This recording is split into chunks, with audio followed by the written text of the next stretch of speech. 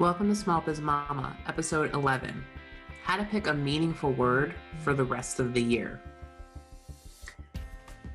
So I said in the last episode that my intention was to start this podcast at the beginning of 2020, and we ended up launching in April instead. And I was kind of going through ideas that we'd had for episodes. And I realized that some of those episodes that we were going to do at the beginning of the year would also be very helpful in the midst of the pandemic.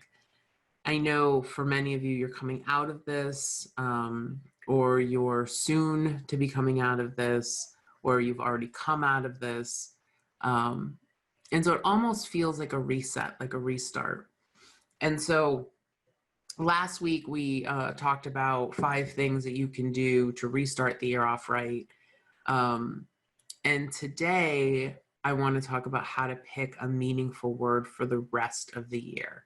Now, I know some of you are already picking words of the year, and I think that's awesome. That's fantastic.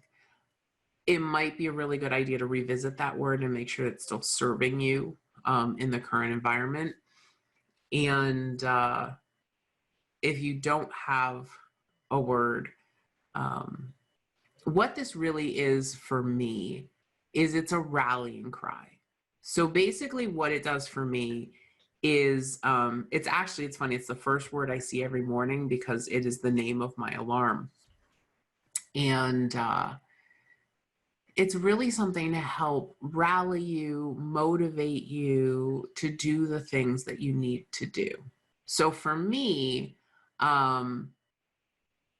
my process for picking a word is I review my last season. So if I'm picking a word of the year, I review the last year.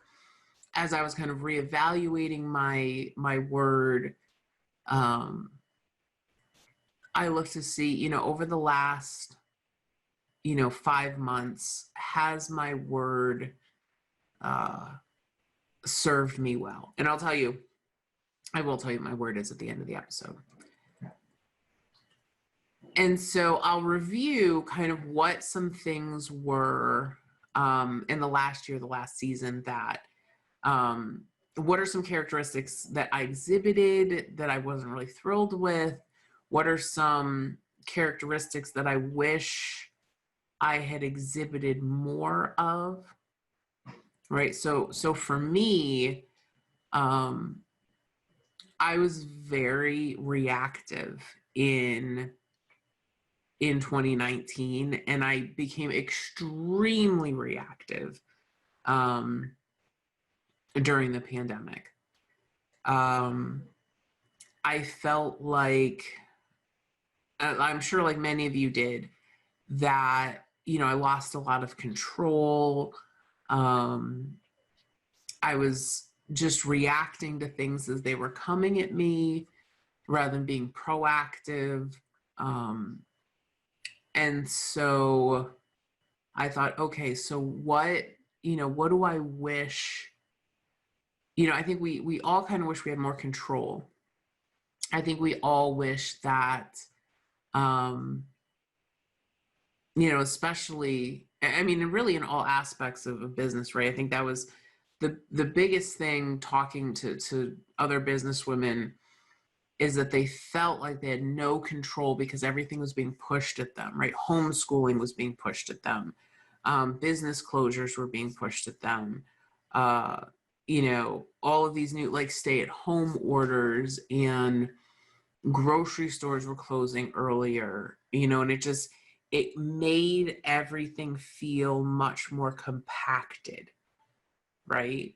One of the things that I tell people is that the reason that the Northeast is so much more crazy and hectic than, the Midwest or the South is because everything closes here really early.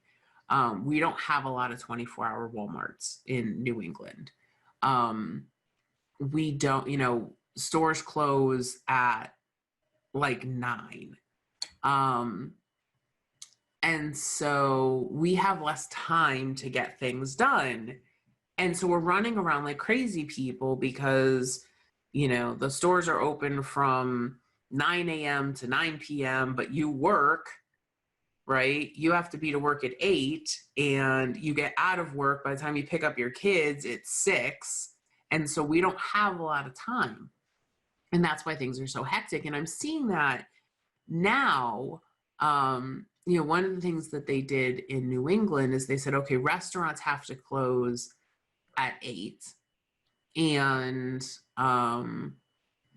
so restaurants are closing at 8, grocery stores close at 8.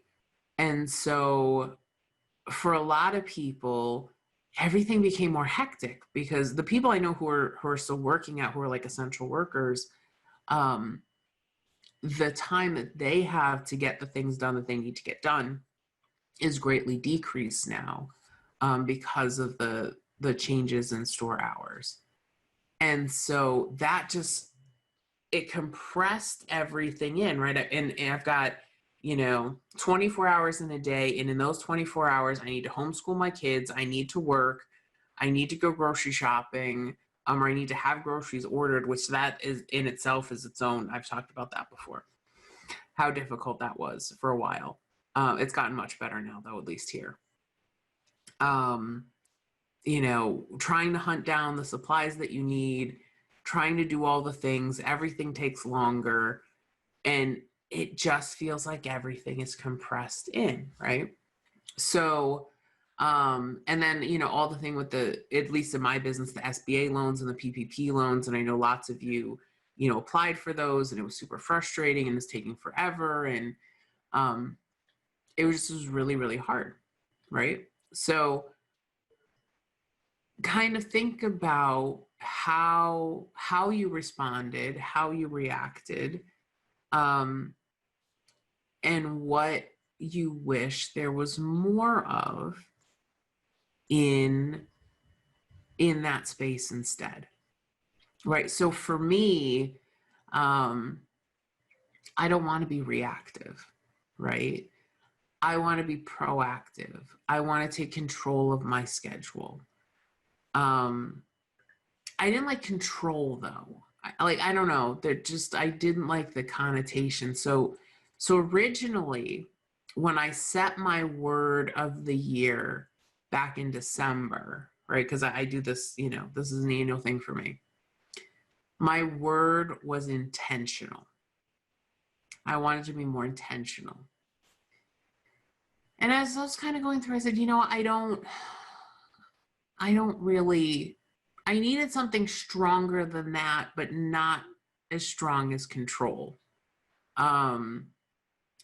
So my word became command. I wanted to take command of my schedule. I want to take command of my life. I want to take command of my self-care.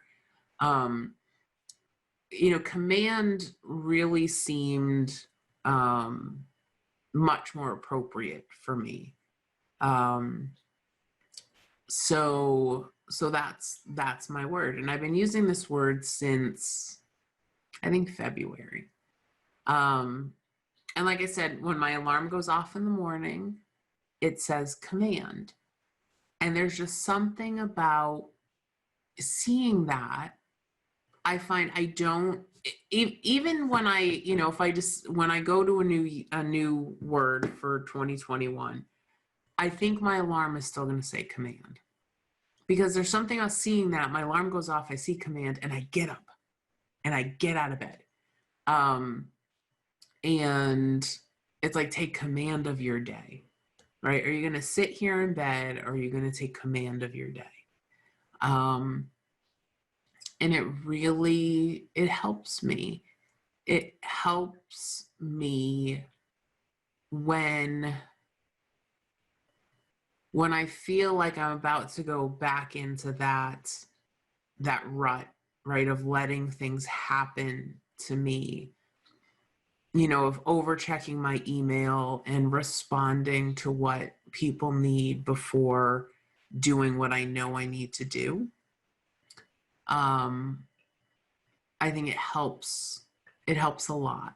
It really, really does. So, pick a word that will help you become the person that you want to be. That's really what you're looking for in your word for the rest of the year. So if you haven't done this little exercise, I would really encourage you to do it. So again, to kind of recap, what you want to do is you want to review last year, or you can review this year so far. And when I do that review, I think about things that bothered me in that time period, right? So like I said, the example I use is I was really reactive, and I didn't want to be reactive. I wanted to be proactive. Ask yourself which characteristics you wish you exhibited more. And that's probably where you're going to find your word, is in one of those. I find it really helps to write it all down. Okay. That's super helpful, because you're going to find as you're writing it down, like something is going to just jump out at you typically. And so, and make sure, you can pick a word and you can live with it for a little bit and see, like a roommate, or like you're dating. Go in and kind of see, is this really serving me the way I want it to? Is this, does it need a little bit more oomph? I find sometimes like thesauruses are really good to kind of help you find the right word if it doesn't feel like your word is really doing it for you. And like I said, that's how, intentional, I'm like, I'm going to be intentional. And I was like, that's not quite right. Right. Because intentional for me meant that, I was going to be more intentional. So I would think more about taking that walk. Right. I'd be more intentional about my schedule, right? Command really meant like, it was a little bit more oomph for me. It was a little bit more strong. And I think it applied to more buckets, right? So I'm going to take command of my health. I'm going to take command of my self-care. I'm going to take command of my schedule. I'm going to take command of my email. Hell, I'm even going to take command of getting out of bed in the morning, right? So I think it was just much more appropriate for me to use that word. And so command is my word of 2020. I think it has served me fairly well.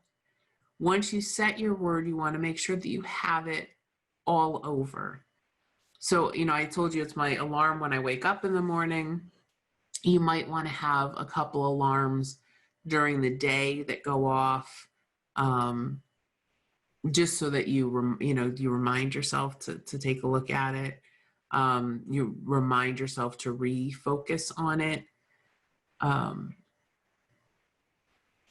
And because if you don't, you can set a word. It's kind of like when you set goals, right? If you set goals and you put them in a drawer and you never look at them again, they're not going to be helpful. And so I would recommend that whatever you set your word to be, that you have it in important places. Have it somewhere in your office, maybe on a sticky note on your computer. Have it maybe on the bathroom mirror on a sticky note. Put it in places where you feel it is going to help you be the person you want to be, right? Where it's going to help remind you that this is a recentering word for you. So I hope that that's helpful. I'd love to know what your word is. You can leave it in the comments below the show notes. You can share it with us on social. You can go to facebook.com/smallbizmamapodcast. You can get links to all of our social on smallbizmama.com. You can comment there as well. And if you're struggling with this, shoot us an email. You can always email us at support@smallbizmama.com. Okay, or you can reach out to us through the website. All right, mamas, I hope that you pick your word for the rest of the year. I hope that you are well, and I will see you next time. Take care.